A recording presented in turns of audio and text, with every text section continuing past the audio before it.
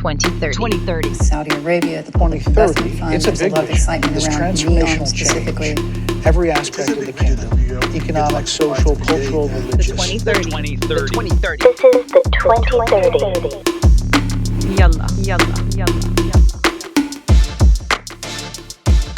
This is the 2030 episode 35. Dr. Hanaa Al-Moayed, nice to see you. How are you? I'm doing well. How are you? I'm doing well. I have the post-baby glow. Yeah, everything's good here. Little bit of a crazy madhouse. We just discussed it a little bit before recording. But yeah, everything's great. George Ziegler was born last week. Mom, you're doing great. Thank you. And thank you for your flowers as well. They're on our dining room table. We really appreciate that from you and Aziz. Very nice. But yeah, it's been crazy. Very crazy. I feel like a whole 3 years older than I did about a week ago. But yeah, we're here.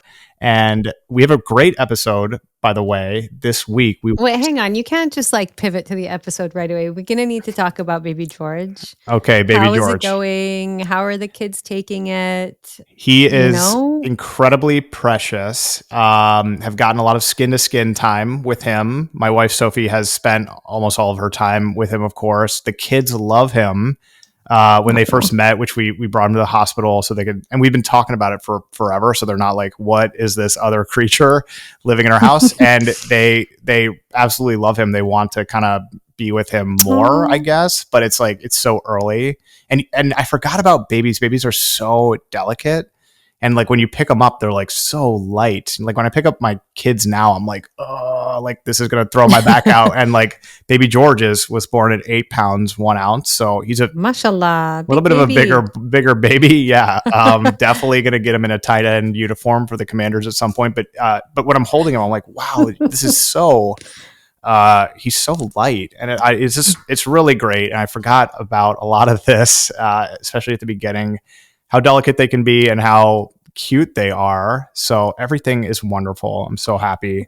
I think maybe and 3 might be. And he looks like a combo of Pierce and Coco. It's kind of early, you know? He's got, you know how it is when they have like a really squishy face. It's like squished tight together in the front. So he's like just really pudgy, super cute, good temperament.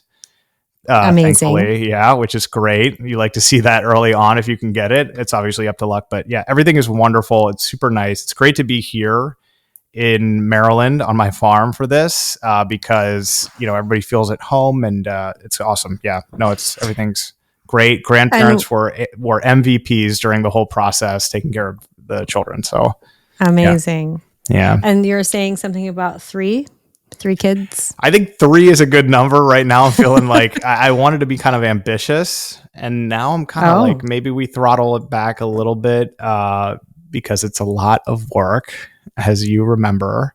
How far apart are your 2 children, Abdullah and Faris? They're 3 years and 4 months apart. Okay.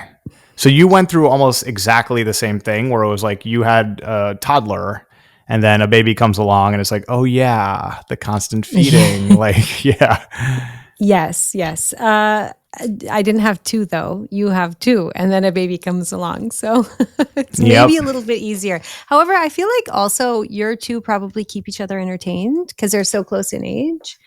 I don't know if that's true or not, but a lot of times, I mean, one of the common kind of recommendations people have in Saudi is always like, oh, have them right after each other. And that way, you know, you're done, it's out of the way, and they can be friends. And so my 3 almost and a half year gap between my 2 was kind of a big gap for a lot of people. It's a big gap here in the UK. Even most people I know have like a 2-year gap between their kids. But I was happy for the gap because Abdullah got to be like a only child for a while, which was nice for him. And is like, what's the relationship now? Like, are they tight now? I mean, you know, Yeah, well, you know, one's 14, one's 11, so there's a pretty big age gap. But when they are together, they're really good friends. But like I've found, this is incriminating, maybe I shouldn't say it. I've just found videos, and we talk about it all the time. It's like Abdullah's kind of the authority in the house, and he's always been the authority with Faris as well. So like Faris doesn't believe anything unless Abdullah validates it, and it's because like he grew up where Abdullah was like, I tell you I tell you what exists and what doesn't. He's I like tell the you mommy what's right daddy or wrong. whisperer. He's like, I've already, listen, this isn't my first county fair. Like, I'll tell you everything you need to know. Like, Yes. that is exactly. awesome. Yeah. So Pierce and he's Coco are trusted. 13 months apart. I think Oh, just wow, barely. so little. Yeah. So almost Irish twin territory. Yeah. But Pierce is, that whole year at this point between almost 4 and almost 3 is quite a year. And then Coco has this like outsized personality that we are really learning and getting to experience. And she's just so sweet and precious. But yeah, so I can tell that he gets a little bit impatient when she's just like, having a meltdown, and he's like, what's the problem? But they are super tight, and that is nice. That's cute. And they're going through it together. Yeah. So everything is great. Mabruk. Thank you. And George will be on his first airplane ride. I think after Christmas, we will all be back in Saudi Arabia again. So after 38 years of flying, I guess not as an infant, but on airplanes and listening to other babies ruin my flight experience. I cannot wait to dish it out on that Saudi flight. It's coming. We live in the era of noise canceling headphones. I think that being on an airplane with a crying baby today is a very, very different thing than being on an airplane with a crying baby 38 years ago. So, alhamdulillah, we're in a better place. You know what I was thinking about during the birth? Many things, obviously, but one of them is that before like the internet and before like iPhones and stuff, like how did dads wait it out? Like it was a 24-hour wait in that room, and it was fine. I had my computer, my laptop, like the internet, but like if you were just like sitting there for like a day, and sometimes they would have them outside the room, right? And they'd be like in a waiting room, and they'd come in. Like, what are you doing in that room? Like reading a magazine for a day? I mean, like in cartoons, they used to like pace and smoke lots of cigarettes. Yeah. So Yeah. I think there was a lot of that. I don't know. Like my dad used to nap. That's what I've heard. He was just like chilling and sleeping. I could not sleep, man. I could not sleep. Yeah. But in Saudi too, like back in the day, you weren't allowed anywhere near the delivery room, So is it now like when babies are born in Saudi Arabia now, is the father in the room? Like I was like an integral part of the delivery. I was like on the team. Aziz was in the room with me. I actually I keep it kind of a secret, and I kept it a secret with both until like it was almost time, because in my family, like I love them so much, but I mean my extended family would show up if they knew I was in the delivery room. So I was like, only Aziz. That's it. Like, yeah. I was like, don't tell anybody we're here until like closer. Then I'd be like, you can tell my mom, but that's it. And otherwise, like, the whole tribe would be coming in and like, where's the baby? Where is it? Yeah. I've seen it. I'm like, that cannot. No, I don't want to be around people. Yeah, I get that. I totally get that. It's not a type of public thing that you'd want people to see. Both of my first children were COVID babies. So like the hospital was lockdown situation, which was like kind of good, but like you couldn't like leave or do anything. And like, you couldn't get flowers delivered really. It was just like, the whole thing was like super weird. So it was kind of cool to be like back to normal for this one. But yes, shout out to the University of Maryland Easton Hospital, which was a terrific delivery experience. Really like that. Anyway, thank you so much. We have a great episode this week, episode 35, which is kind of its own ability to be celebrated milestone. Can't talk, just had a baby. We'll be speaking in just a few minutes. We're going to be talking about solar power and the solar power industry, and specifically PV installation, and the journey of Faris Al-Sulayman, who is co-founder of Haala Energy. This is a really good one. We've talked a lot about solar on the podcast because we are personally interested in it, and it's obviously part of the Saudi Green Initiative and everything. So Faris will come on. He's getting his PhD now in London, so a neighbor of yours, Dr. Hanaa, and he is also co-founder of Haala Energy. Just cool stuff that they're doing. We're going to learn all about, solar installations, batteries, like how it works. It's a good one. I'm looking forward to it. It's a really cool conversation, and he's so knowledgeable and very technical about it. So it's like but in a way that it's very accessible. So definitely, if anybody's interested in renewables in general, this is a great episode to tune into. Yeah, I was also like interested in like the sort of the business side of like, you know, Absolutely. if you want to have solar on your house, like how do you do it? How do they do it? What are the sort of things that they do to get an edge on competition? They are a completely Saudi founded and Saudi backed company, incubated out of KAUST. We'll hear all about it. I'm so into this interview. So it's a good cool one. interview. Faris is great. He's such a cool guy too. So yes, and Mabruk to you, Dr. Hanaa. You just had a very busy week in Saudi Arabia. You were speaking at the CSR Forum in Riyadh, and true. Yeah, how was that? Was that fun? Yeah, it was really good. I was at the Global CSR Forum, which was sponsored by the Ministry of Human Resources and Social Development under the patronage of the King.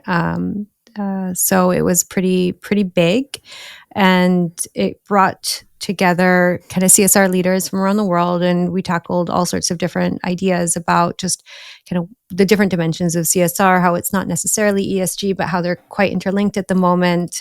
So it was great. I was speaking on a panel on the second day where we were looking at just kind of innovation and social impact, and it was really wonderful to kind of talk about Rawabi Holdings' social impact over the years.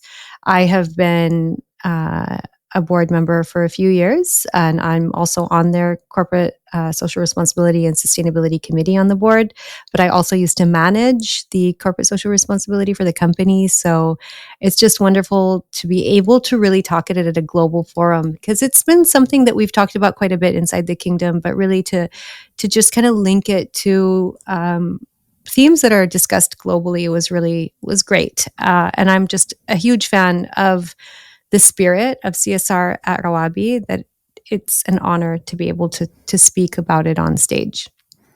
Mabruk to you. Mabruk to us, Dr. Hanaa. We have crossed the threshold of 10,000 subscribers on our YouTube channel, bringing our total subscriber base north of 23,000 people, which is amazing. Alhamdulillah, in 6 months, which is definitely exceeds expectations. So thank you to everybody who is supporting us, subscribing. Please do it if you haven't done so. YouTube, Spotify, Apple Podcasts, wherever you want to hear it, we're there. And then shorter stuff on social media. We really appreciate that from everybody. This comment is from Trusty J6. Thanks for making this video. Expats and KSA can use more investment videos like this in English. Expats seem intimidated and untrusting to invest their money back into Saudi Arabia. That was on our clip about the Saudi stock market and how sort of like what's going on with it and all of the different, the surge in IPOs that's going on there. Thank you for that comment, Trusty. Yes, we agree. That's why we're doing this. We have gotten a ton of comments on our video wishing well as part of our shout out section for King Salman bin Abdulaziz Al Saud. A lot of well wishes. I can't read them all. There's a ton there. Great feedback from a lot of people this week. This one is from Anam Caliber Wilson 9 whatever. He commented, "I'm going to Cinderella Island in 2028. Can't wait." Yeah, I really want to. Those videos and the photos look awesome. Maybe we will reach out to them and see if they will host our families for an on-site podcast. Would be amazing. It looks awesome. Thank you for that. Dr. Hanaa, let's get to our conversation with Faris Al-Sulayman. Let's do it. Faris Al-Sulayman, the co-founder of Haala Energy, joins us now on the 2030 main stage. Haala is a leading solar PV developer based in Saudi Arabia. Haala Energy designs, installs, and maintains industrial and commercial scale solar power systems in the kingdom, serving clients in Saudi Arabia, including the Saudi Ministry of Energy, Solomon Faqih Hospital, IKEA, Panda, and many others. Faris received his bachelor's degree from Georgetown University, Go Hoyas, and has a master's now, and is pursuing a PhD from the London School of Economics. How he manages to find time to sleep or join us here on the 2030, we don't know. We hope to find out.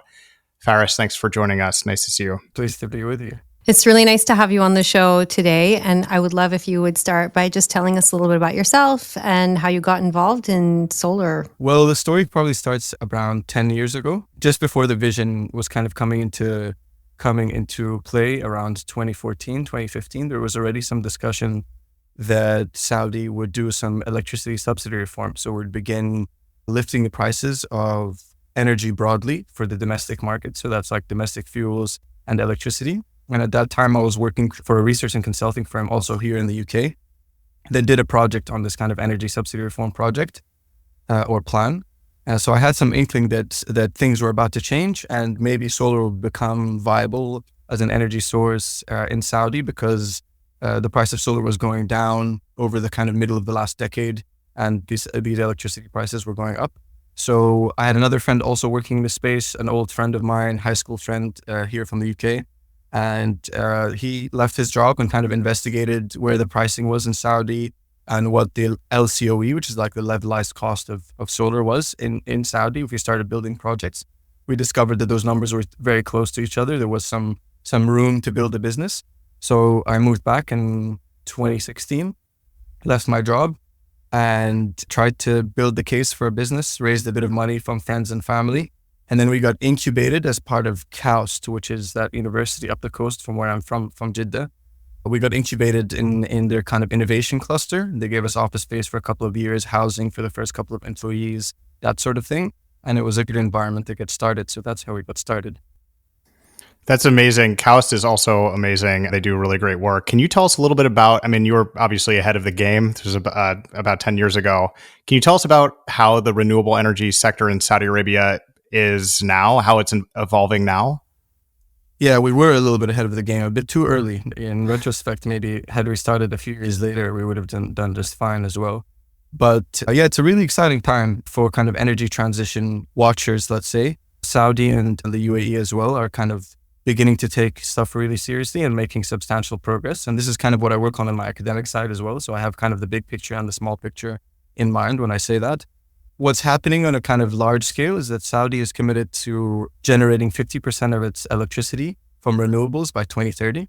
And so basically the state has decided to sponsor a bunch of large scale projects. Sponsor is kind of a complicated word. We don't have to get into the details of how these projects are done.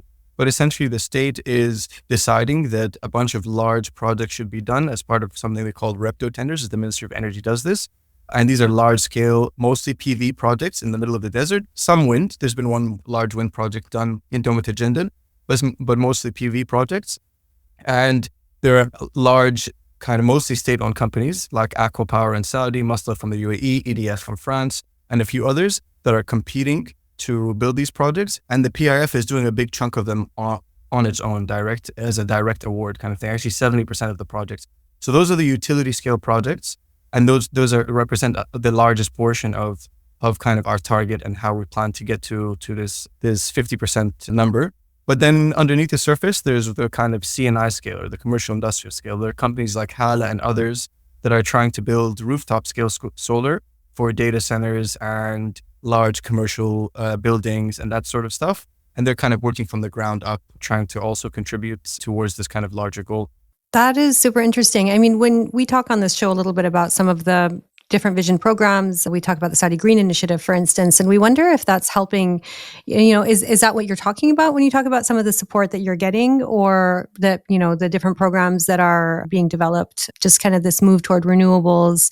How is that being shaped? Yeah, the Saudi Green Initiative, as I understand it, and the Middle East Green Initiative are kind of larger umbrella terms that group together a bunch of other priorities and projects that the kind of state is sponsoring or is adopting. They include the kind of renewable energy development projects, but also other projects to do with environmental protection and the planting of trees and preventing desertification and that sort of thing.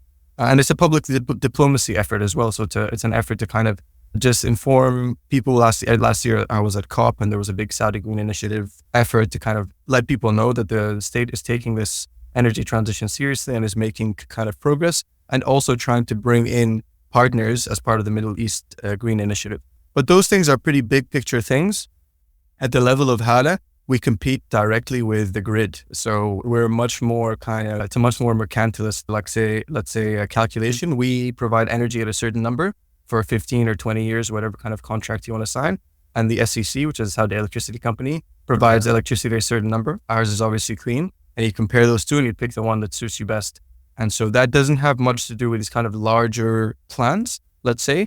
It's more of a conventional business in that sense. But we do like participate or we do help contribute towards these larger goals.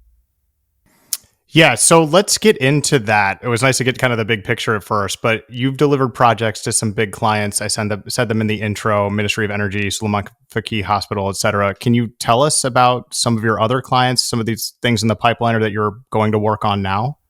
Yeah, so basically the company started 7 or 8 years ago, kind of 2016, 2017. And initially we wanted to become a developer. And what that means in this kind of solar business is that you put down capital and build a solar project, let's say for a few million riyals, and you sell power on a kilowatt hour basis, on a unit basis over a 15 or 20 year contract, just like the utility does when it tenders out projects.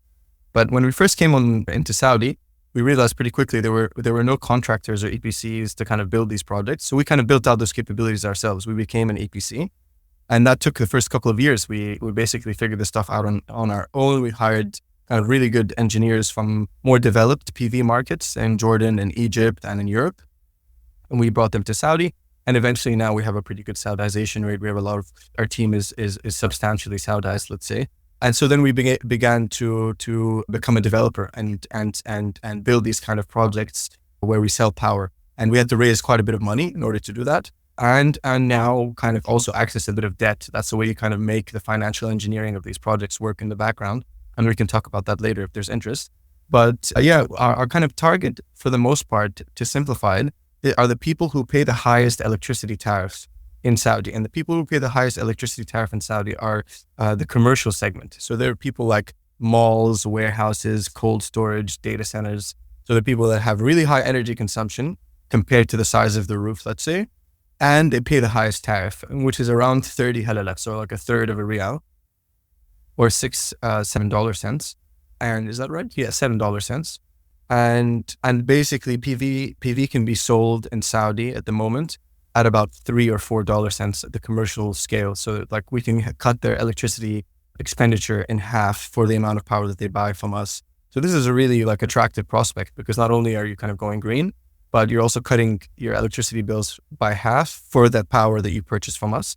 And so we've been selling to kind of groceries, hospitals, data centers, these kind of places, on parking lots, on rooftops, that sort of thing. That is super interesting. So it sounds like it's a no-brainer for some of these entities, to be honest. But is there an appetite from other people to kind of move in this direction, maybe when it's not necessarily as financially, kind of lucrative, but basically is there an appetite to move into cleaner energy? And do you need to kind of work really hard to convince people to kind of move in that direction? Yeah, it's an interesting question. I mean, for the most part, we can compare commercial clients with industrial clients. Industrial clients in Saudi pay 18 halala, so that's just above half of what the commercial clients pay. And they're a much tougher market to sell to because we can just about beat that 18 halala tariff. We kind of sometimes sell at 17 or 18, but it's much more difficult to do that. And those guys are generally not as interested in PV. And so that would suggest, I think, that the environmental considerations are there, but they're definitely secondary to the economic considerations. And so I think for the most part, first, it has to make economic sense. And then second, they're very happy that there are kind of CSR environmental benefits. Although I would say the exception to this rule is generally, there are some global companies, you mentioned IKEA is one of our clients, but there's a few other ones, pharmaceuticals and others, where they have a global mandate to go to net zero by a certain time frame, by 2030 or 2040. I know Amazon has one as well, GSK, which is a big client also in Saudi, and other kind of large multinational companies have targets, and they tend to kind of drive the environmental side in Saudi. So that's one way in which you notice that some this kind of group of companies that has a global net zero target will then also, as part of a kind of global effort, want to decarbonize their facilities in Saudi. Yeah, that is fascinating. So we mentioned in sort of the intro that support of the infrastructure you build after the fact as something that you offer, maintenance really. Are you able to find talent, electromechanical and civil engineers, for instance, who are knowledgeable and forward thinking and excited to join your team? How does that work? Well, so the idea behind like selling people on PV and kind of renewables in general is by making it as hassle-free as possible. So when you sign these kind of long-term contracts, you're basically not responsible for anything. The maintenance, the cleaning, that all that stuff is kind of on us and on our O&M team, operation and maintenance team. And so it's really important that these things perform the way they're supposed to perform. We have these kind of guaranteed energy guarantees where we have to provide a certain amount of power contractually every year, or we kind of compensate the clients for that. So this is like a really important part of the business. And in general, it's kind of, at the beginning, it was kind of difficult to find local talent that because we had no kind of domestic industry, right? It wasn't like we were kind of a business that was starting off in an industry that already existed. We were kind of one of the first people, if not the first, that has survived this long to work in this space. So in the beginning, we were very much relying on engineers that come from more developed PV markets. And Jordan is like one of the most developed PV markets in the world. Its solar penetration is about 45%, which is weirdly more than China's. And you hear all about, all this PV being done in China. So we had quite a few Jordanians join the team quite early. The managing director now, Saif, my colleague, is from Jordan and from Egypt to a lesser extent. But yeah, we were mostly recruiting from Sudan as well. But recently there's been a couple of years of a track record of kind of projects being done. There are a few competitors that have also done projects. So there's kind of more and more young talent. And these big companies, the big state-owned companies like Aquapower, are training kind of dozens of engineers, mostly working admittedly on kind of large-scale projects in the middle of the desert, which is kind of a different thing to the rooftop stuff that we do, which is they're much quicker installations. They require kind of different level of health and safety and that sort of thing. But it's getting better. It's getting better, definitely. Yeah. So actually kind of stepping back a little bit, where do you get your solar panels, if you can tell us? And are you sourcing them from abroad and then you start the design, installation, servicing? Or, because I know that the PIF is interested in making Saudi Arabia a manufacturer of solar PV technology at some point in the future. Are you getting it from overseas and where? And are you, finding challenges on the pricing? How does that part of the business work? Yeah. So initially, when PV started in Saudi, kind of in 2017 or 18, people started building the first groups of projects. Nearly every component was imported. So definitely the modules were imported, the PV panels, as you call them. We call them modules. And then all the other parts, the brains of the PV project are called inverters. They convert DC current to AC current. They're like the most expensive part of the kind of a project with the solar panels. And then the cables and stuff, there was kind of a domestic industry where you could buy those. But slowly over time, we've basically been able to localize every part of the value chain so that now pretty much the only things that we import are kind of small things like our weather stations and very specific types of technology and the inverters and the panels. But all the understructures, the aluminum, the steel, most of that stuff is domestic or is local. Now, the PV panels is kind of a tricky thing because what happens is our clients tend to want something called a tier 1 manufacturer. So a tier 1 is this categorization that Bloomberg came up with a couple of years ago that indicates that they're one of the biggest producers in the world and that they have the financial health to survive for the duration of the warranty. Because these guys give 25, 30-year warranties, and they say that we've guaranteed that this solar panel will produce power for the length of your kind of contract, and we will replace it for you if it doesn't do that, right? So this is a kind of really strong part of the value proposition of solar. So it really incentivizes clients and also developers like us to go with like an established name that we know will be around in 10 or 15 years to honor these warranties. So there were a few startup kind of companies in Saudi that tried to manufacture on a small scale, both on the West Coast and in Riyadh, but they had this kind of, the structure of the market was going against them. So the PIF has kind of been clever to try and circumvent this and say, okay, we're not going to kind of start our own brand from scratch. These big Chinese module manufacturers have massive scale. They spend billions of dollars on R&D every year. They're kind of moving very fast to reduce the cost of PV. So let's not try and beat them. Let's kind of co-opt them. And so they've started JVs with one of these large Chinese module manufacturers with the aim of building a facility in Saudi. And that's kind of a clever move because then we have a kind of domestic manufacturing industry. It's true that most of the components, the constituent components are imported, but there's still some value add in the assembly of the module in Saudi. And then we get to import them, but still have this big name behind it to honor the warranty. So it's a kind of win-win in that respect. In general, the module business, the panel business, all the top 6 companies now are all Chinese. And even one called Canadian Solar, which used to be Canadian, but is Chinese now. And it's very difficult to beat them at their own game because these guys have achieved massive scale. They spend a lot on R&D. And it's also a terrible business. They don't make a lot of money. They're supported by kind of state subsidies in China and also by the huge domestic market in China. So it's a tough game. But yeah, we import our panels nearly exclusively from China. They're the best in the world. They continue to be the best. And hopefully we'll be able to kind of buy from the local JV version of Longhi or Jinko, which are the 2 kind of biggest ones, which we've heard are kind of opening facilities in Saudi. And then the inverters, the second part, we still currently import, but there's also plans for potentially for Huawei to do something similar in Saudi. So yeah, we're getting there. We're not able to kind of compete and build our own brands because our domestic market isn't big enough to kind of do that just yet. But we're taking steps in that direction. I think that's really interesting in thinking about them wanting you to guarantee the longevity of the panels. But what about the day-to-day quality of the energy that is produced? I mean, people always are pushing back against solar in Saudi and saying it's too dusty, right? So there are issues with maybe we have a lot of solar, but we also have a lot of dust. So does it work? Are you always connected or do you have tech issues when you go to solar? Yeah, it works fantastically well. It's not black magic. It works really well. And I'll tell you a couple of things about how good it works or what the kind of value proposition is.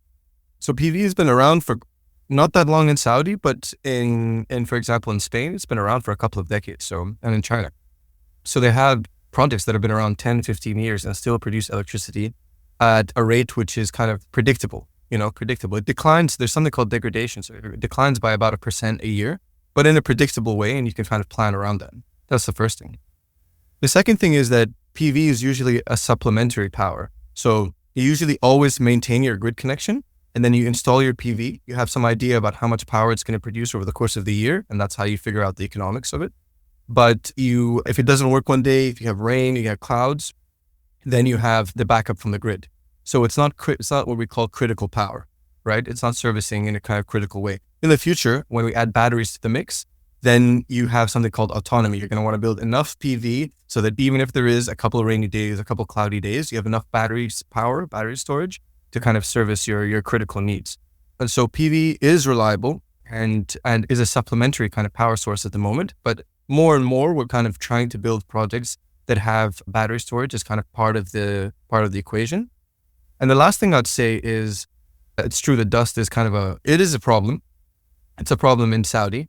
But just to give you an idea, a solar panel roughly costs the same in the UK and in Saudi, right? There's some tariffs in the UK and in Europe on Chinese panels, but for the most part, they cost the same thing. And that same panel produces about 2.2 times more power over the course of the year in Saudi as it does in the UK or even in Germany for that matter. Even if you compare it to Portugal, which is kind of one of the sunnier European countries, we produce like 40 or 50% more power in Saudi because of the length of our days, the number of sunny days, etc. So if you do have what they call soiling loss, which is when sand settles on your solar panels, that can kind of account for 10, 15%, but we were talking about 40, 50% more power generation over the course of the year. And that's, 15% is like soiling losses. You're not cleaning it at all. You don't have any solutions. So yeah, it's a bit of a problem, but we have other things going for us. And the other thing that's really important is that we install cleaning robots on most of our projects now. Most of our new projects on the rooftops and a lot of the utility scale ones, so the ones that you see in the desert that like Aqua or the PIF are building, have these kind of robots that go and clean them at night. And this is a space for a lot of innovations going on. We use a mixture of kind of Jordanian companies doing this. There's some Saudi companies. There were also in KAUST doing this. And these guys basically have their own little solar panel and battery, and they charge during the day. And then at night, they'll go down the whole row a couple of times with brushes, and they'll clean the whole thing. And then there's some really clever people also doing it with drones now, and they come and hover over modules at night and go back to day. So this is an area where there's some innovation. It's a problem, but it's not deadly, is what I'm getting at. Yeah. Another space where there's innovation, and it's a sector I've worked in from the venture capital side, but is in batteries and battery storage. And you were just talking about, batteries as part of the whole solution that you're providing. I guess a two-parter here. One, is there a go-to battery? Are you using the Tesla battery, or is there another battery that you're using? And then a second part of that question is, do you see that innovation in that space, things like making batteries run less hot, especially in Saudi Arabia, 3,000 hours of sunlight a year? Are you seeing innovations there make it more attractive for the end user of your products? Yeah, so we're excited about battery storage, but remember how when I started, I was saying that we're competing with this kind of 30 AlAla tariff, and we're providing power at about half that rate. Even that highest tariff of 30 AlAla is like heavily subsidized, right? So battery storage is probably the most expensive component of like a solar project that works around the clock. So we still find it very difficult to compete even with the highest tariff. We're getting there.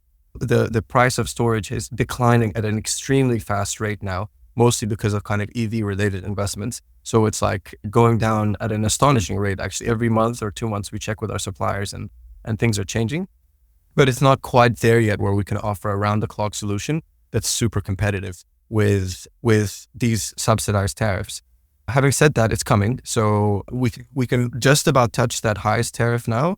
And I imagine in the next year or two, we'll be well below it. So we're getting more competitive. In terms of innovation, still the most competitive lithium ion producers are all also from China, like Sungrow, and Huawei also has a solution.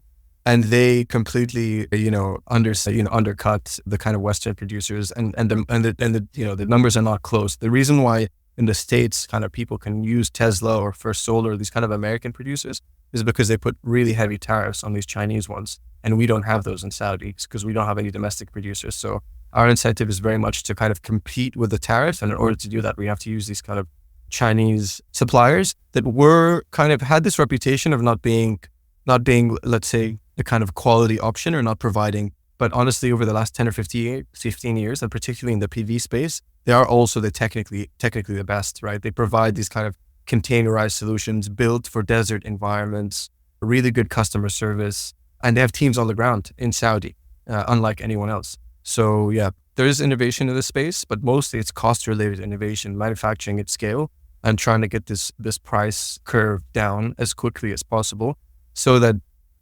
in a large sense, solar plus storage is competing with other types of baseload power. Well, I said earlier, solar is kind of a complementary power. It sits on top of your grid power, but solar plus storage is alone. Like you could transition the whole of Saudi just on solar plus storage. You don't need nuclear, you don't need gas. It's just a matter of costs, right? So if solar and storage gets there, then it becomes the kind of baseload power. And there's a lot of people betting on that. Elon Musk famously is one of these people that thinks that solar and storage can do it. Obviously he's in the storage business through Tesla. But there's a lot of people that think that solar and storage is enough. We don't need nuclear fission or fusion, or we don't need these other things. I'm kind of on the fence, but I think it could be that good. It just depends on how fast this cost curve goes down. I think this might be a really interesting time to maybe ask a little bit about renewables in general. So if solar plus storage is the solution for the future, what about other renewables in general? Why solar? Obviously, we have a lot of sun. But why not wind, for instance? Wind is good too. Wind is great too. Wind industry has taken a bit of a hit the last couple of years, especially onshore wind, which is kind of wind that's built. Well, offshore wind is big in Europe, and in other parts of the world, like in the US, there's a lot of onshore wind. But we have a lot of wind resource in the Gulf. Not a crazy amount, but in Saudi and in Oman, you have substantial wind resource, and so I'm it's there's plenty of good reasons to also develop some of that. It gives you some nighttime power. It also has its own kind of intermittency problems, which means that it gives you more or less power based on these kind of general weather conditions, but it's quite predictable, more than you would think. So yeah, I think wind is an important part of the kind of energy transition, And so is geothermal, which a lot of people think that there's quite a lot of potential, particularly on the West Coast, but it's relatively unexplored and requires quite a lot of research and state investment at the beginning to kind of get the ball rolling. But Iceland, for example, and other kind of thermically active countries rely quite a lot on geothermal. But yeah, for the most part, I think solar is the winner of this thing, not because something crazy happened with the technology or because I'm an evangelist of some kind, but just because the cost curve has done a crazy thing in the last 10 or 15 years. And it's gone down at a rate that, when I started the solar business, we used to buy solar panels for around $40 a watt. That's kind of a way to think about what they cost. And recently we're getting pricing at about 9 cents. So it's lost, 80% of its, so it's gone down about 80%. And that's the biggest chunk of what a PV project costs. That's crazy. Nothing else has behaved in that way. No, there are no cars or other types of components that are behaved in that way. In fact, you've had inflation pushing in the opposite direction. So there's a really crazy thing going on. And even people that invested in other types of technologies, another type of solar technology called CSP, which is concentrated solar. So when you put a bunch of mirrors in a circle and you focus the sun's energy to a focal point and heat either an oil or a salt to a really high temperature. And then you use that to drive a steam turbine. And there's a bunch of projects that were built, including a massive one in the UAE. Saudi built one, Aquapower built one in Morocco. And these projects have proved, and they give you almost 24-hour power because the salt and this oil stays hot even after the sun sets. But they were done at really high levelized cost, and PV has just continued to go down, so much so that even when you combine it with storage, it's just economical. So there's a crazy thing that's happened on the manufacturing side at scale in China specifically. And that means that that's why PV is kind of particularly good. And we also come from a sunny place and we have loads of land, right? So those two things help. Yeah, plus wind farms cause cancer and drive birds and whales crazy. If you listen to the former president, there are also some other it's things. pretty easy. They do have quite a lot of environmental. Birds is one. CSV also the other kind of solar I talked about also burns a lot of birds as they fly towards these mirrors. So that's not great either. PV doesn't do any of this stuff. But yours don't do that. The photovoltaic ones are not burning the birds. This is good news. I mean, obviously there are some environmental costs, land use. There's some important things to consider. For the most part, PV has integrated fairly well with, for example, agriculture. It's mostly used in agricultural land in Europe, and has provided kind of the agrivoltaic industry, as they call it, has become a pretty thriving industry of people growing stuff underneath PV panels. And in a sense, in the Gulf, in our oases in the Gulf, we always kind of did this, but with palm trees. Palm trees are solar panels, right? But nature's solar panels. They produce dates. And we used to grow things always in Qasim, where my family's from, or in Hessa. People grow things under the date palms, tomatoes and other things. And PV is also well suited for that because it filters out a lot of the harmful rays of the sun, makes use out of it, produces electricity. And underneath it, you have kind of a semi-shaded area where you can grow things. And so there are ways of integrating it fairly well with other sorts of land use. And so, yeah, I'm obviously a fan of PV. I think it's not the only thing that we need. Although, if you ask me, I think we could probably, as ambitious as our plans are in Saudi, we could probably do solar plus storage and transition the whole energy system within 10 or 15 years. And yeah, it could be done. From a technical perspective, there's no reason it can't be done. Wow, that will be transformative on so many levels and really help us achieve some of those vision targets. So I want to wrap up by asking a couple questions about your actual journey, kind of establishing the company and, raising capital, the kind of challenges of entrepreneurship in Saudi Arabia. If you wanted to tell us a little bit more about that journey, it'd be really interesting. Yeah, I don't know how typical my journey is because fundamentally, me and my colleague Rowan and Saif, my co-founders, we started a business in a kind of frontier space, basically where the limit to our growth is a little bit relating to government regulation. So we can talk a little bit about permits and stuff like that, but basically to build projects, you have to get permits from a bunch of different government entities, right? And they had to legislate this and then not legislate, but they had to come up with these regulations, and then they had to build institutions to kind of digest all these applications and send people out for site visits and understand our drawings and stuff like that. So we were kind of definitely at a frontier space where Our limit is not the market, but our limit is mostly kind of a regulatory one. And this is kind of a weird business to be in. I think people who are in the fintech space are also in a similar space where they're coming up against kind of regulatory boundaries. It's not just you in the market purely.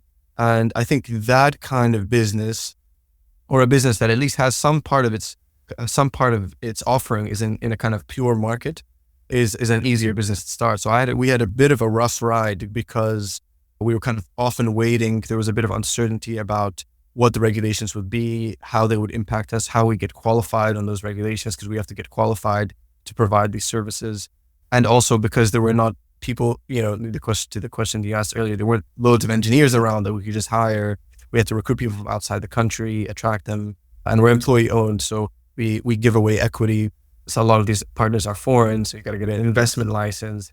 So we had a lot of kind of tricky things that we had to figure out that are non-standard. Apart from that, though, I mean, we had quite a lot of support from KAUST at the beginning, right? They gave us this we were part of the innovation cluster. And then there's a kind of community of let's say, they're an older generation of entrepreneurs, kind of in my parents' generation, in and around Jeddah, that are willing to support kind of young people who have a decent head on their shoulders, seem to understand something about technology and about the way this market works. And I had a couple of those people basically help us early on, and they continue to help us and connect us with the right sort of people. They're amazing at kind of helping us build trust, especially when it's a new technology. You have to kind of bridge trust in a couple of different ways. You have to convince them that solar is right and that we're the right people to do it. And we are admittedly young. All our competitors, I would say, maybe I haven't said this, but all our competitors are non-Saudi. So all our competitors are from the UAE or France or other places, and they're kind of much bigger, more established companies. So yeah, I think we always kind of played on the fact that we're kind of a local company, and that there will always hopefully be kind of clients and customers that value that, and value that we're on the ground, and that we understand the electricity market really well. We understand the kind of supplier networks really well.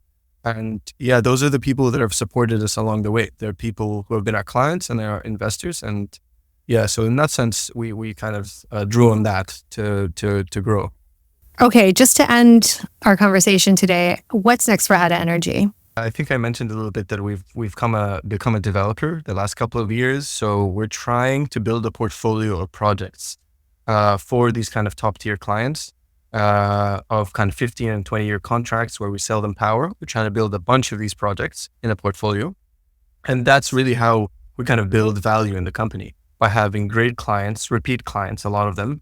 A lot of them are kind of big publicly traded companies, and having kind of make sure that they pay their bills on time. That's also another thing that's important.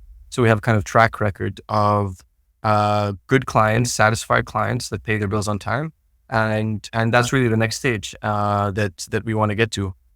We're kind of also trying to attract or enter into kind of parts or attract clients in kind of new industries that we haven't really tapped into. We haven't really tapped into this data center space, but we expect there to be massive growth.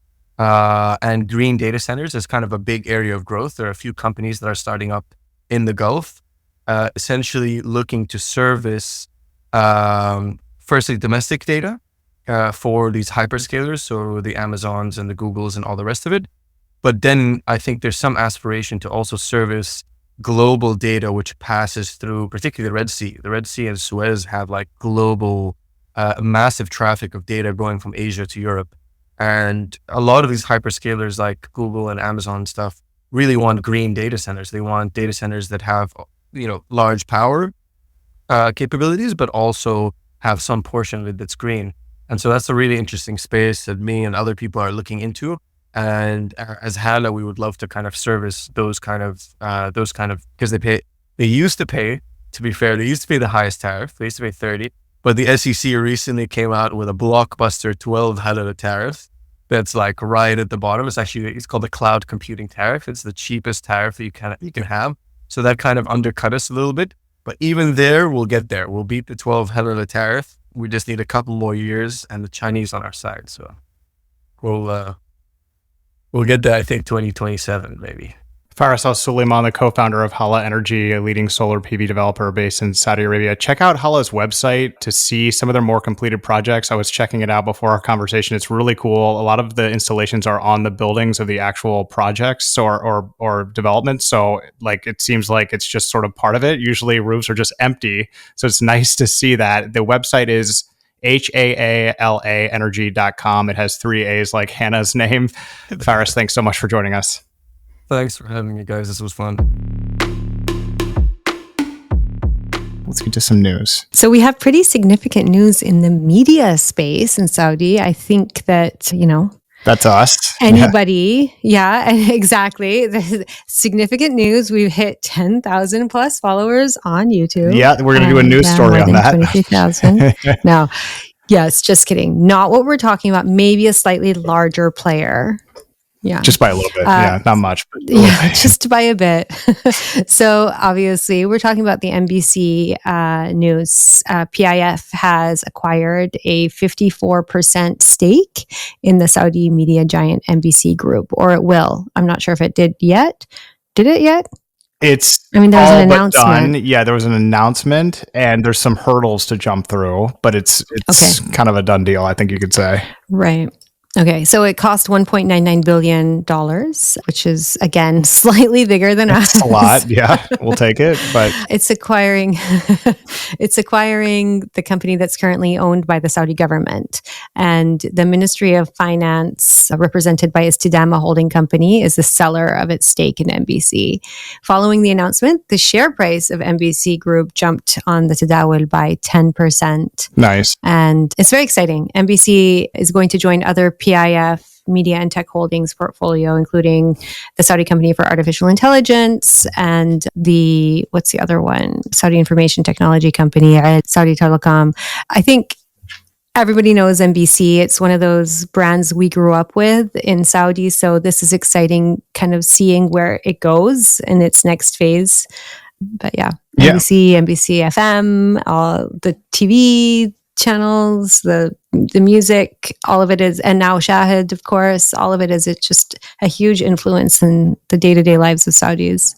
Yeah, it's a huge acquisition for a very well-known brand, but this is definitely within the PIF's playbook for acquisition of state assets into the PIF's portfolio. I mean, according to Bloomberg, the PIF received a further 8% stake in Aramco from the government in March. It is seeking to acquire some or all of the finance ministry's 36% holding in local construction conglomerate Saudi Bin Laden Group. So they've been doing this before. And this, of course, rings true with comments from Yasser Rumayyan at FII 8, in which he talked about the PIF focusing more and more on Saudi Arabia, which is not necessarily what international financiers who came to FII seeking to raise money would like to hear necessarily, but there are really good investment opportunities in Saudi Arabia, and that's part of the pivot. It is also something, as prophesized in a deep dive, yours truly did ahead of FII. So patting myself on the back just a little bit, not $1.99 billion patting myself on the back. That would be super nice. But Al-Rumayyan, when he was talking on the panel that he spoke on, he said the wealth fund was more focused on the domestic economy and aiming to bring the fund's international investments, down between 18 and 20% now or in the future of the total from 30%, which is sort of the number it's been hovering at for a while. So, I mean, that sort of reflects the kind of local focus, the need for Saudi Arabia to start deploying some of its massive resources locally to really stimulate the economy. In this case, it's the media sector. Of course, PIF also signed a huge deal with Google Cloud aimed at developing a global AI hub in Saudi Arabia. That was probably one of the biggest deals announced at FII recently. So, yeah, I mean, this just sort of fits into the playbook. It's interesting that it was an acquisition from the PIF from a government entity. So I bet the backroom dealings were interesting. But I think, yeah, I mean, this is sort of PIF, and obviously many know this, but PIF's portfolio is super diverse at this point, and you named a few of their investments in media and telecom and tech. That's only going to increase over time, but they're investing in everything, coffee, dates, energy, across the board. And then, 18 to 20% of the total PIF investment portfolio overseas, that's still a huge amount. I mean, that's still what, like, $2 billion roughly, or sorry, $200 billion.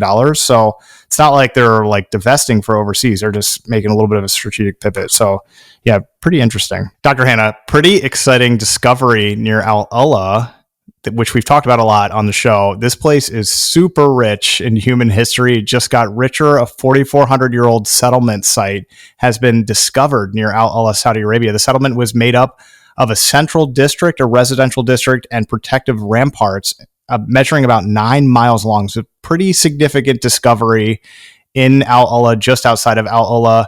And as I said, it sort of had it was like a mini city. This small town, which has been dubbed Al-Nata, is estimated to have been home to about 500 people beginning around 2400 BC.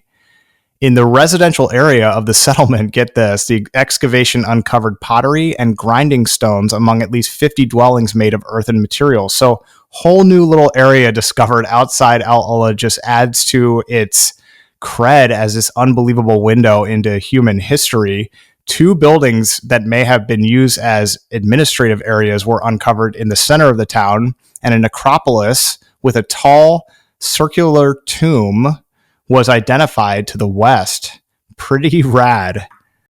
It is super rad. And, it's interesting because this news was announced just after AlAla held a symposium or a summit on archaeology on the 30th and 31st of October. And I know that from an article that was written in Arab News by Jasmine Baqir, who is actually a friend, old school, what's the term? We went to school together.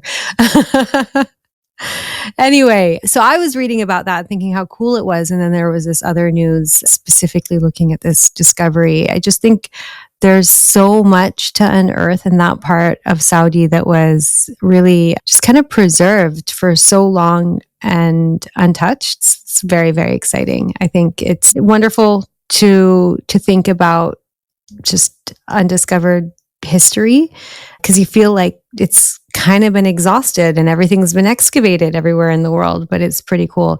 And actually, there were some really interesting things about this particular discovery where there were evidence of cereal crops that were detected, which is really cool. So thinking about what people were eating, what people were growing back then, and I love thinking about ancient food because it probably tasted different, and it probably also, it just kind of gives you an idea of what the terrain was like. But it was discovered in Saudi by a team of researchers led by Guillaume Charlot, I guess is how you say it, from the French National Center for Scientific Research. They have not yet determined why Neta was abandoned between 1500 and 1300 BC. So I think there's some work to be done yet, but very exciting news. I'll never forget the first time I went to El Majma, which is about 2 hours north of Riyadh, and then Ushagar. I visited a buddy who was originally from that town. Probably have told this story before. I like to have my go-to stories that I rattle off, but we got to sort of walk around before then. The Saudi SCTA was kind of revamping it, and he was the grandson of the previous tribal leader, the mayor, I guess. He said the mayor, but I think it kind of meant more than just the mayor in City Hall. But we just walked all around this place. It was just a very unique feeling. You felt like Indiana Jones, like you were seeing people where they lived and how they left their houses when they left. I mean, it was unbelievable. And there's so much of that in Saudi Arabia. This is a tourism story in the end. I mean, eventually this will be completely excavated, discovered, and then they will open it up so people can see. And these little discoveries across Saudi Arabia are a reason to go. And there are many, not just in AlAla, but outside of Riyadh. I mean, in Diriyah, they're still discovering stuff as they revamp that area all over. And it really just reminds everybody that this country, which was not really a country at the time, was at the crossroads of civilization, 2,400, so 4,400 years ago. I mean, unbelievable stuff. I think it's cool. Absolutely. And as you say, this is a reason to discover Saudi, right? I think that there's just so much in terms of kind of ancient history that if anybody's interested in that, and that's why you have a lot of international collaboration happening in these places, like with this French team, because there are people that have just dedicated their lives to excavation in other parts of the world. And now, there's this opportunity to collaborate and really learn about ancient civilizations that they may not have known enough about, or to really discover kind of where people were moving around. So it's just very exciting. It's not my area, but I think it's fascinating. Tennis, anyone? Tennis. Love it. Right. Women's Tennis Association finals kicked off in Riyadh on November 2nd, which is pretty exciting. That's pretty exciting. You were there, but you didn't go. But let us know when you were there. Was invited even to go. However, I could not make it. I had to come back for kids to come back to school. However, it's very exciting. The number one tennis player globally, Irene, I'm going to have to read her name because I don't even think I'm going to pronounce it correctly when I read it. Sabalenka. Is that her name? Anyway, so she commenced her WTA finals campaign in Riyadh on Saturday with her 5th victory in as many meetings with the current Olympic champion, China's Zheng Qinwen. So there was a 6-3, 6-4 result. I also have to confess that tennis scoring is incredibly confusing to me, because I know it goes it jumps exponentially, like after the second, I don't know, round or something like that. Do you know it's much not about that no it's not that scoring? hard to get, but it's like cricket. I feel like I'll never get cricket, but tennis is, you just play sets to 6. If it's 6-5, you have to be 7-5, and if it's 7-6, you go to a tiebreaker.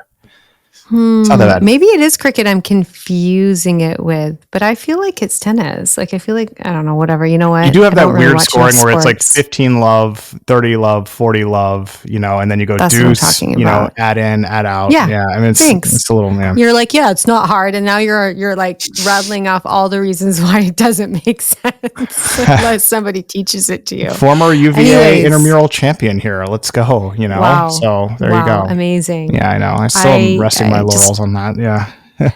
I'll tell anyone that'll listen. Saudi, where women barely played sports, and then I never really caught up. Let me ask you, do you think that this is like a move to sort of, because we know about the PIF's investments into sports, but like, is this part of their move to like kind of get people into tennis and as like a health and fitness thing, or like, what are we looking at, you think? Yeah, I think so. So I think one of the things that's cool about the women's tennis being in Riyadh, as much as it's gotten negative press around the world, is that now you have a bunch of people, stars. You have the Tunisian Ons Jabeur coming. You have the Saudi tennis player Al-Hagbani playing, which is exciting, right? Like, you have these people that other young Saudis can aspire to. So one of the things that I've read is that there aren't enough people attending, right? And so it's kind of a disappointment for a lot of people. However, I think my reaction to that is, thanks for also trying to block it from coming there to begin with. I was just saying to you, like, I don't really get a lot of sports because I never was involved in them growing up. And therefore, it's exciting for me to think that young Saudi girls and younger women have the opportunity to be involved in sports and to witness these role models in front of them, because it's going to change society and the culture and people's relationship with sport and fitness. So I do think it's very deliberate, and it will take time. Football is football, right? Or soccer, whatever. You have a huge following globally, and therefore people understand it more. But who played tennis in Saudi growing up? Very few people. And I even tried to kind of like learn, but it was hard to find a place. It was hard to find an instructor. And so I gave up because there wasn't a culture around it. And I think that we have to, again, like, my pushback to people who are negative about this is, why are you trying to deprive this young generation of an opportunity to be inspired? And maybe they're not all coming today and then this first round, but this is the beginning, and hopefully it will inspire a young generation of really aspiring athletes. So I do think it's part of the whole push. It's, and I think it will change lives actual lives of people inside the country. And that's my response to anybody who's negative about it. So apparently Neymar was there. And so like you're bringing Neymar to bring like the football excitement. Generate some excitement. Yeah. Exactly. Tennis has been on the decline from like a kind of like, I mean, at least from like a ratings and a, kind of the popular sport, at least in the US, has been kind of on the decline for a few decades. The 80s and 90s was sort of the heyday when, the US Open and Wimbledon were like must-see TV. It's not really that as much anymore, but it's still very globally popular. And I mean, look at golf. Golf was significantly on the decline. And then since COVID had a huge renaissance, many people just were like, this is the only thing I can do. So I'm going to go out and start playing golf, and golf is back. Maybe tennis will have a similar thing, perhaps different, like, makeups of leagues, perhaps having the WTA championship in a place like Saudi Arabia over time will give it a new boost. Who knows? But I mean, yeah, I can't really watch tennis, but I used to watch tennis, and so maybe it's back. I don't know. We'll see. Last week in Saudi, my kids went to a friend's house, and one of them ended up going to the tennis lesson with his friend, and because he's played some tennis here, so it's not like he didn't know anything. But I didn't know his friend played tennis, and I didn't know friends that were playing tennis when I was growing up. So you know what I mean? Like he went on a play date, and instead of just hanging out and playing soccer in the garden, which they did, they also then went to a tennis lesson. So I do think it is taking off, and I think it's exciting.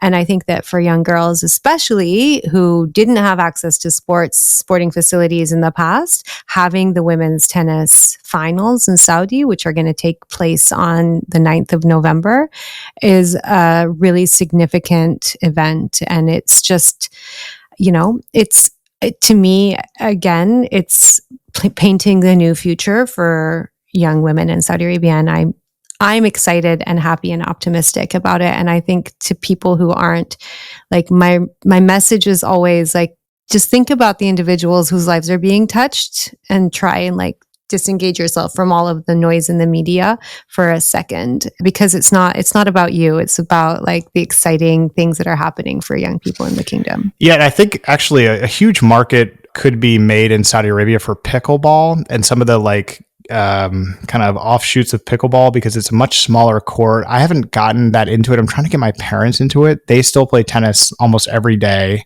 They'll come by and say, do you want to come out and play with us? And, I'm like, I haven't played in a year, but would have no problem beating you guys. I'm so sorry. I love you both. But, I'm trying to get them into pickleball because it's a little bit more social. It's a smaller court. So therefore you can put more of these little courts inside. And if you were at a place like Saudi Arabia, you cannot be on the hard courts in the sun. It's just way too much in the summer. But yeah, that's true. Pickleball can be played. Yeah. Really similar to paddle? It's very similar to paddle. Very similar to paddle. So both Which of is those massive. things. That's huge in Saudi at the moment. So I could see that having some knock-on effects down into the paddle world. And yeah, I mean, I really want to get into that because it's like you're not running around quite as much. It's more social. You're in tight. It's competitive for people that are not quite as good at tennis. Tennis takes a long time to like play and get good. It's one of those things where like, if you grow up doing it, if you grow up living next to a tennis club like I did, then you're just in a completely different world because you're doing it like language or whatever. So, but paddle is a lot more egalitarian, and you can, it's a little bit more fun for newcomers. So did your tennis club make you wear tennis whites? No, it did not. But I've played at many places like that. We had two of them, and one was military. Kind of, it is a military base in DC. It's called Fort Myer. It's like where the Tomb of the Unknown Soldier is, and my dad was a member there, so I played a lot there, and that was pretty much tennis whites. So yeah, that's actually what turned AlAla off to tennis for a while. He was just like, I'm not, because the club he was learning at was like, he forgot his white socks once, and because he'd come from school and changed into his tennis white. So he was wearing all white with the white shoes, but he had gray socks on. Can't do that. Told off in front of everybody. Totally. I was super embarrassed, but like, he was, I think at the time, like 11. Yeah. I get it, but I think egalitarian is a nice word. Like, I think sports need to be inclusive. So yeah, I don't think you need to be yelling at an 11-year-old who had colored socks. I mean, maybe whisper something to him at the end. That seems quite out of line, but I do like the all whites. I like really like that. I don't know, whatever. But sorry for Abdullah, that's not fair. But I mean, Anyway, he's fine. He's recovered. He's recovered. And he Okay, was playing good. tennis He's the other good. day. But obviously He was having a good time. the scar lives on in mommy a little bit. How could you? Forever how could and you? ever. Yeah. I will hold a grudge. Anyway. Last news item, cuteness alert. I hope you have your cute receptors on. This is a really cute story. Saudi Arabia announced the discovery of the largest sea turtle nesting site in Saudi waters, located at the Four Sisters Islands in the Red Sea. And there are a ton of photos of these turtles nesting at these newly discovered sites on the islands, the Four Sister Islands there. It's really cute. These are really small baby turtles. So enjoy. The announcement was made by the General Organization for the Conservation of Coral Reefs and Marine Turtles in the Red Sea. That's a mouthful. So they go by the acronym SHAMS, which I believe means sunlight or sunshine in Arabic. Look at me. The discovery is sun. Yeah, the sun. Okay, sorry. So I missed it. Dang. So this, okay, Close. so Close. So this is significant because, first of all, it is a significant discovery of these nesting sites. But Saudi Arabia is interested in and invested in preserving marine wildlife and the natural habitat of the Red Sea, not just for conservation purposes, but because it fits into their green initiative, and also because they're developing many resort destinations. We've talked about them, Sindala, the Red Sea, and they want visitors to experience the Red Sea as you have described it so perfectly, Dr. Hanaa, in previous episodes. It's just being incredibly blue and clear and beautiful and natural. So the Four Sisters Islands are really cool. I didn't know about them. Marmar, Dahreb, Malathu, and Jeddah. I'm so sorry for just absolutely destroying those names, but those are the Four Sister Islands that was sort of recently discovered as whoa, this is the place for sea turtles. And there's a high concentration of them on these islands, these nesting sites. So they have designated those 4 islands as a species management area to basically keep boaters and other people out so that the turtles can nest naturally. To date, over 2,500 turtle nests have been recorded on these islands, which is a lot. And that establishes them as a crucial breeding ground for endangered sea turtles in the Red Sea. So it's totally protected off. In the Red Sea total, over 180 nesting sites have been identified. So let me just make sure that it gets clarified. 2,500 turtle nests have been recorded on these islands. And then there are 180 nesting sites, which can have many nests in the Red Sea, have been identified. So yeah, as I mentioned, this is sort of this is a dual interest for Saudi Arabia. You have the green initiative, you have a real effort to plant things like not Mandalorian. Why am I saying that? It's like a type mangrove. Mangroves? Yeah. So, mangroves. Also all Star Wars. Yeah, exactly. Yeah. Heads in 2 places. You have these mangrove trees that they're planting all up and down the coast to keep erosion down and keep the sea clean. But then you also have an interest in tourism. You want people to see how it was and how it can be. It's a type of thing that Saudis don't get credit for because what people just don't know. But that's a real effort, and KAUST is doing a lot of stuff with this too. The King Abdullah University of Science and Technology, which is just north of Jeddah. They have a terrific program for this. This is a cool discovery. Congrats to them. That's really awesome. Very cool discovery. And I just looked up the names of the 4 sisters. So you didn't do too bad because the names are strange even in Arabic. Marmar. Yeah, Marmar. Dahreb, Malatu, and Jeddah. Or Jeddah.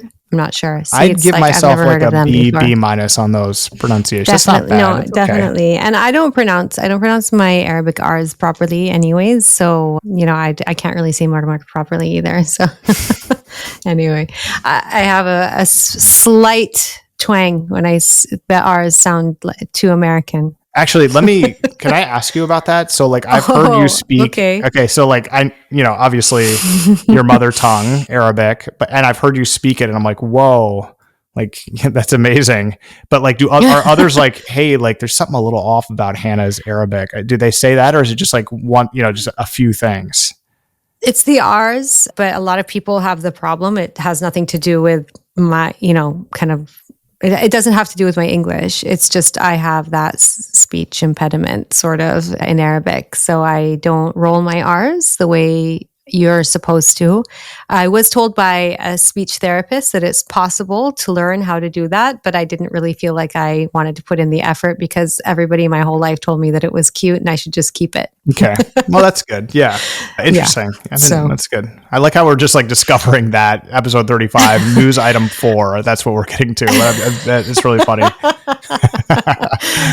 Yeah, exactly. Yeah. There you go. So the other thing just to mention about this, and I knew this about sea turtles because there are a lot of them in the US and around the world, but they come back to the same site every year, which is amazing because they have like a, internal radar. Like how do they find these islands every year? And then they go out into the sea, which is, I love stuff like that where you're like, there's no real explanation on how they do it. They just do it, amazing. Nature, man. Nature is amazing. Yeah.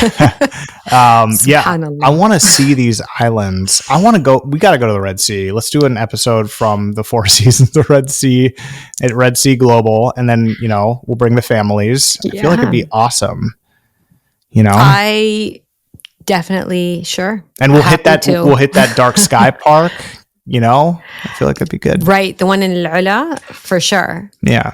How far is that from the Red Sea? Like a couple hours by car or what I think that like, especially when you're thinking about Saudi tourism, you think about the whole West Coast, that whole stretch is like part of, the Red Sea. At least His Excellency Ahmed Al-Khatib was saying that when he was thinking about regions. So I guess if you're going to clump it all together, then it's all not that far.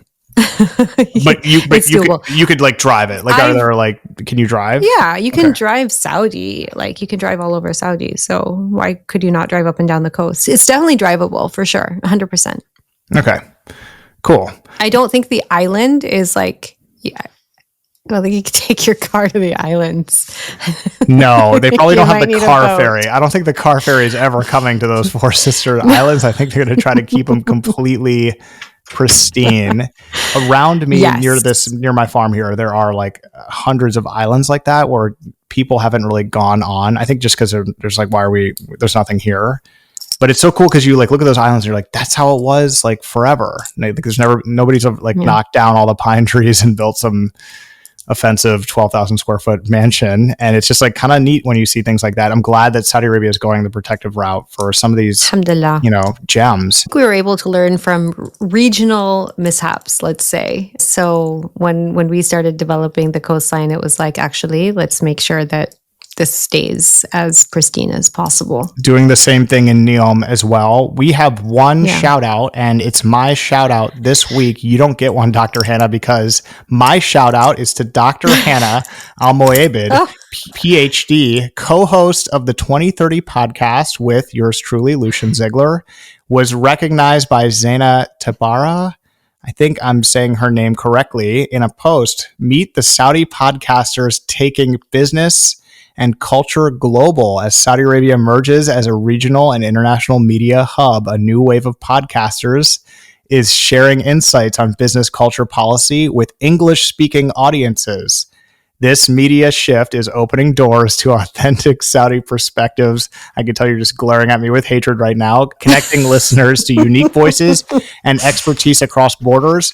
Zaina recognizes first, by the way, Dr. Hanaa Al-Moaibid, and then mentions as well Mo Islam, founder of the Mo Show, Saba Al-Khamis, Khamis, I think. Al-Khamis, host and founder of Vision Culture and Policy podcast.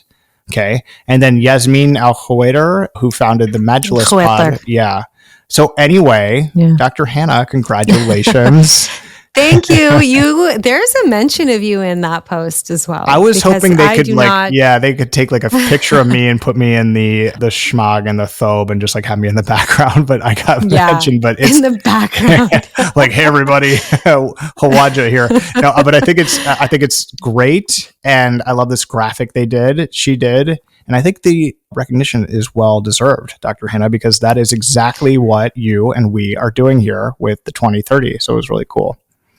Well, thanks for the shout out. Congratulations. But also congratulations to you because you. this is our show and I'm really happy to be doing this. Because as I was saying in kind of my response to Zaina's post and, our announcement of kind of how our listenership and viewership is growing, this has been so much fun. So 35 episodes in 6 months, I think it's been a very different journey than what I thought I was going to be doing 6 months ago or 8 months ago when we started talking about it. But so much fun, really enjoying it. Hope that it's true that we are helping change perceptions globally. I really hope that that's what we're doing because it's very important to me. Back at you, kiddo. And I want to just talk a little bit about the subscriber information that we have curated or we've got, I guess, but it sort of does speak to what you just talked about, which is reaching people globally. We do have a large listener base in Saudi Arabia. It's just over 30% of our subscribers are based in Saudi Arabia and the GCC. We were when we started this, we were sort of like, well, maybe half and half is a good balance because some people are in Saudi Arabia and the GCC hungry for podcasting in English about Saudi Arabia and the GCC. 30% of our subscribers are based there, but 70% are overseas or outside of the region and are genuinely curious about the region and what's going on. 70% of our subscribers are under 40, which is cool. Total subscribers at 23,000 as of November 1st. I think that actually might be still a little low, but I ran the numbers in the hospital and I was like, oh, I think maybe I'm going to do a better job of this later, but that's still very good. We've added 3,200 subscribers on YouTube alone in the last month, Dr. Hanaa. So thank you everybody who's watching this on YouTube and everybody who's listening to it as well. So if you haven't subscribed yet, obviously you have to say this, please do so ASAP. And just last note, we are an independent podcast and media brand. You're looking at the editors and the on-air faces of this podcast, but we kind of want to thank everybody that's involved in it, everybody that's supporting it. Really means a lot. It's super cool. So shout out to everybody for that. Yeah, huge thank you. Huge thank you. Dr. Hanaa, see you next time. Thanks very much. Thank you.